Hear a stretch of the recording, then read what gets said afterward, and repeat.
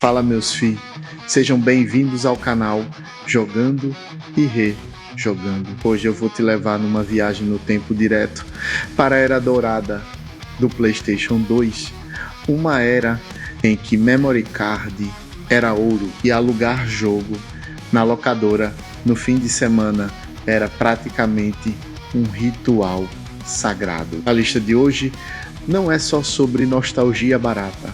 Não, a gente vai falar dos 10 melhores jogos de PS2 que realmente mudaram o jogo. Seja pela jogabilidade, pela história ou pela revolução que causaram na indústria. Se você jogou, vai se emocionar. Se não jogou, mano, talvez seja a hora de corrigir esse erro histórico. Então bora nessa e segura a emoção, porque a cada título eu vou abrir o coração gamer aqui. Beleza?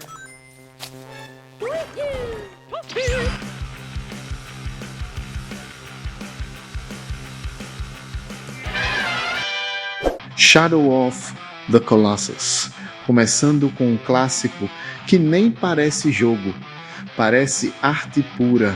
Shadow of the Colossus, lançado em 2005, esse aqui foi diferente de tudo que existia na época. Nada de inimigos comuns, nada de HUD lotada, só você, seu cavalo e quem? 16 chefões gigantescos, espalhados por um mundo vazio e melancólico. Ele te dava a sensação de pequenez. Tipo, você era só um ponto tentando derrubar Titã. E cá entre nós, quem nunca tentou salvar a agro? Eu gritei mais que em final de Copa. Metal Gear Solid 3.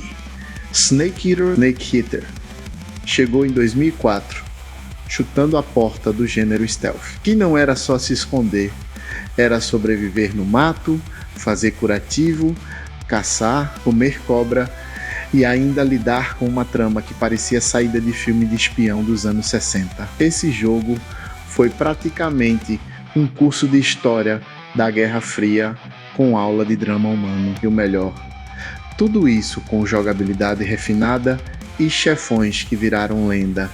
E sim, até hoje eu não consigo ouvir Snake Eater sem querer subir uma escada infinita em câmera lenta. GTA San Andreas. Esse jogo marcou história para muita gente. Foi o primeiro a dar um gostinho de quero mais bagunçar. San Andreas não só foi um estouro em 2004, como redefiniu o que a gente esperava de um mundo aberto. Era GTA, mas com RPG, academia, pizza, bicicleta e até alienígena se você fuçasse demais. A Rockstar basicamente disse: quer liberdade? Toma tudo de uma vez, e a gente amou. Além disso, CJ virou um dos personagens mais marcantes da cultura gamer. E vamos falar a real. Todo mundo decorou aquele primeiro diálogo com o Big Smoke. I'll have to number 9 South. Você sabe o resto. Final Fantasy X. Quando Final Fantasy X chegou em 2001, ele não foi só o primeiro da franquia no PS2. Foi o primeiro com vozes nos diálogos. Isso parece pouco hoje, mas foi um salto monstro na época. A história é emocionante. Os visuais eram absurdos para o começo da geração. E o sistema de evolução com a Sphere Grid deu um tapa na mesmice dos RPGs, por turno. Sem contar aquele final. Sim, eu ainda estou em negação. Tidus não merecia esse destino, cara. O Devil May Cry 3, Dante's Awakening.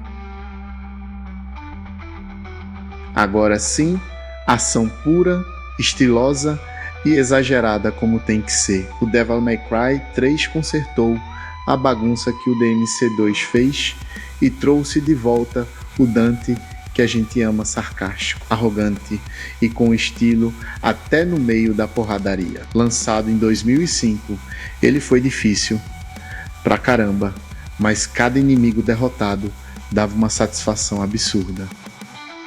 E o sistema de estilos de luta, revolucionário na época, confessa. Você também tentou aprender os combos só para aparecer o rei da balada jogando, né? Peraí.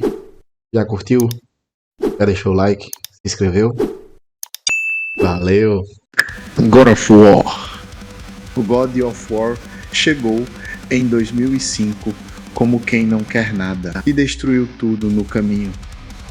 Kratos não era herói, era uma força da natureza, e ver o Olimpo sendo retalhado na marra foi catártico, com combates fluidos, puzzles inteligentes e uma narrativa que misturava mitologia com brutalidade. Ele virou referência instantânea no gênero hack and slash. E eu tenho certeza que você girou aquelas Blades of Chaos sem saber o que estava fazendo, só para ver o estrago. Resident Evil 4 é tão lendário que ele basicamente virou um gênero próprio. Lançado em 2005, ele mudou totalmente o estilo da franquia.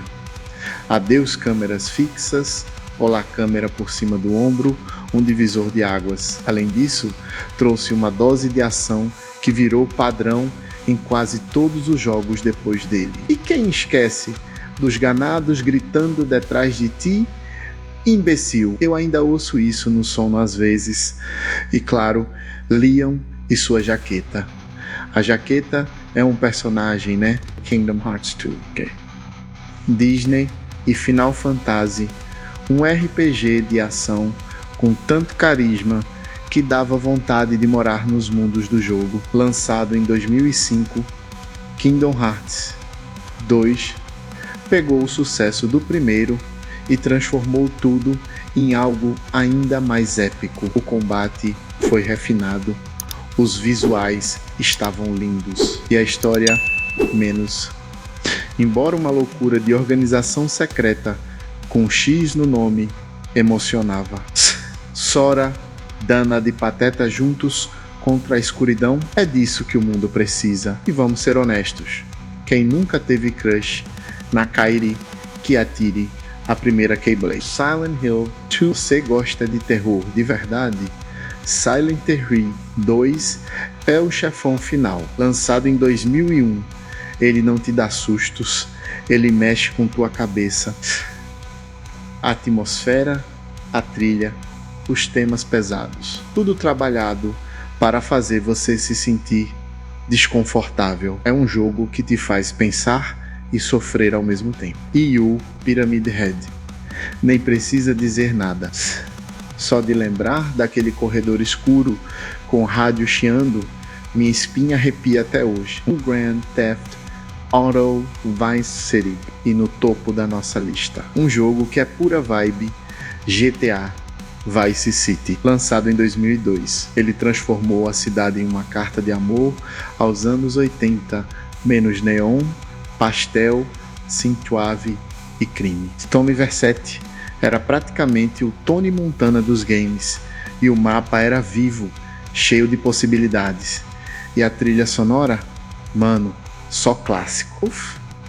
Vice City foi onde muitos de nós aprenderam a amar a liberdade digital. Se você nunca ficou só dirigindo por horas ouvindo Billy Jean, você viveu errado.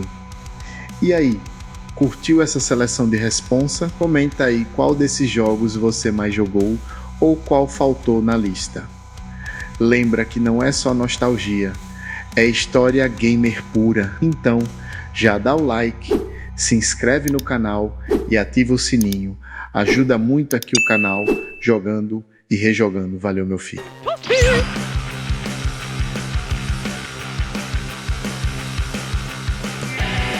Hoje eu não vou mais não. Agora eu não vou mais não.